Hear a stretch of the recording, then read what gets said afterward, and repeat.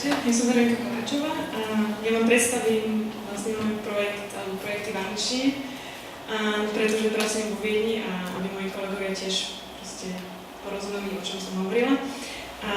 Neviem vám vrátiť 36 centov, čo ste si tam zaplatili, ale pri bare vám rada porozprávam po slovensky, ak by vám to vadilo. Dobre, takže môžeme začať. So I'm an urban designer. I've been studying and living in the Netherlands for 10 years, and I live in Vienna for a year. And I will present you two projects in two cities. Well, these two projects have similar size, similar location. They're both centrally located, but they're in two different cities. They're in Bratislava and Vienna. Dutch approach of these projects is that there's a little bit of pragmatism and a little bit of arrogance in these projects. The Dutch people don't think too much about things, because if they would think too much about that they are under sea level, they will be flooded. And the Dutch people also think a lot about the size, like every square meter is very much planned and organized. So this, as an urban designer and urban explorer, fascinates me. So I see a lot of potential in spaces which are unused, like ground floors, theoretical spaces, outdoor spaces, or unused roofs.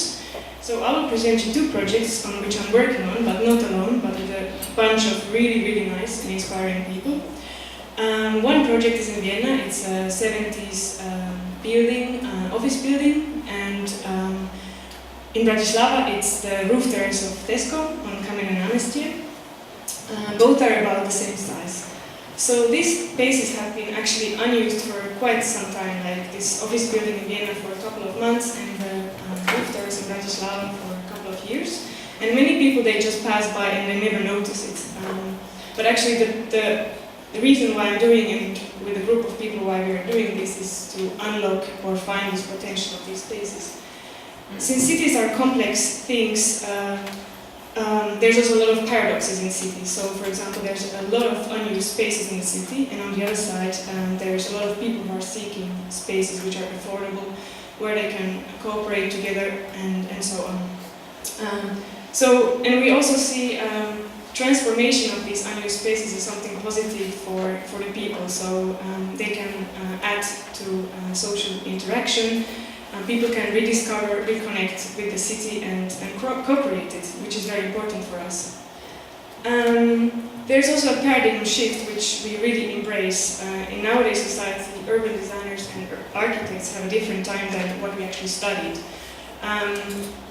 For example, it's much more important nowadays to cooperate with each other and have networks and so on. So before I tell you how we do things, I will, here you can read who are the people with whom I work together.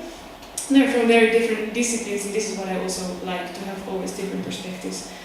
And we, of course, always invite other people to join the team, so let me know.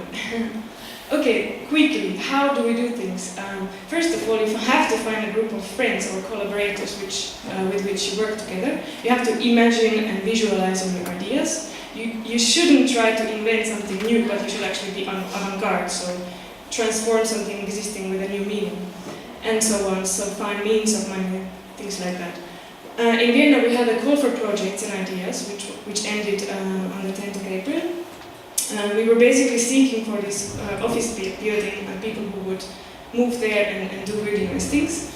For Bratislava, the call for gardeners is coming soon, because we want to transform the roof into a public garden.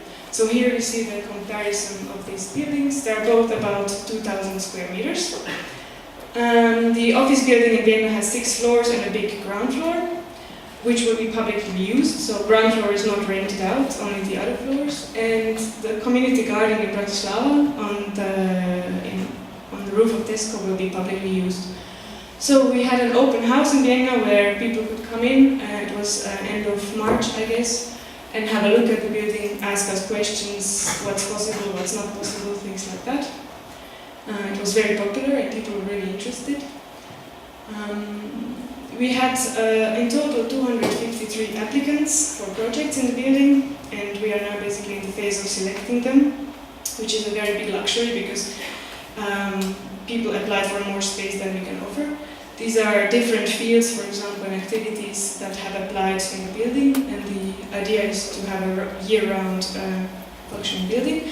We are not alone, so the association and Do and Think Tank is actually dependent on a whole network of stakeholders. So for us, the network relationships and cooperations are very important with different universities, NGOs, and so on.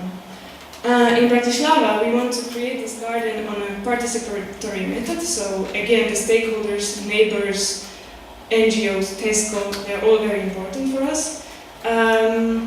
And the two main aspects of this roof terrace will be educational and experimental. So we want to do as much as possible with like do-it-yourself techniques. So this, one of the how was the visualize. So this is, for example, the visualization we presented the director of Tesco, Mr. Robert Fakata. And so this is important to visualize and to have a common language with someone, so what will be there. For us, it's also very important to basically see, that life in cities is not only happening in buildings or in pre-described public spaces, but we want to show that, you can also have a movie projection on a roof terrace of a shopping center, for example. So the next coming, I would like to invite you. We are still working on the public events, both for Vienna and for Bratislava. But these are roughly agreements we have made so far with different NGOs and institutions, which will be basically filled up in the coming months and coming weeks. Since I live in Vienna, but I work in Bratislava as well, for me this kind of cooperation is very important. So if you guys have any ideas of setting really cool things up together and combining these two cities, just let me know. You can, basically there's my contact details. We just published a Facebook page for Nastrehe, so we have like 30 likes or something, so grab your phones and like us.